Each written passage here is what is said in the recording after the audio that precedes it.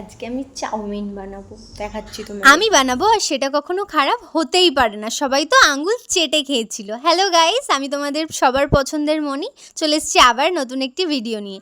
আজকে বিকালে খুবই বৃষ্টি হচ্ছিল, আমি তাড়াতাড়ি বাড়ি চলে এসেছিলাম। তো বাড়িতে এসে কি করব খুঁজে পাচ্ছিলাম না। তখন আমার হাতের সামনে ছিল 2 প্যাকেট চাউমিন, তাই নিয়ে বসে পড়লাম বানানোর জন্য।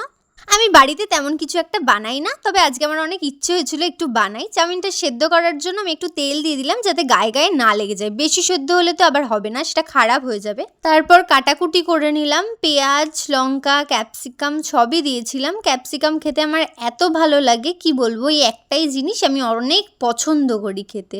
সেটাকে লাল লাল করে অল্প ভেজে নিলাম। ভাজতে গিয়ে তো বাবা রে কত যে সমস্যা। চাউমিনটা তারপর দিয়ে দিলাম। আমি ভাবছিলাম বেশি সেদ্ধ হয়ে গেল নাকি, আবার যদি গায়ে লেগে যায় তাহলে তো কড়াইতে ছিটে যাবে। শেষমেশ আমি বানিয়েই ফেললাম।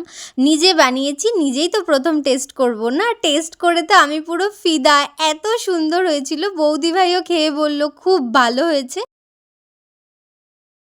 আমি এত সুন্দর চাউমিন বানাতে পারি, এরপর ভাবছি একটা চাউমিনের দোকানই খুলবো। চলো টাটা, এখনের জন্য এইটুকুই, বাই বাই।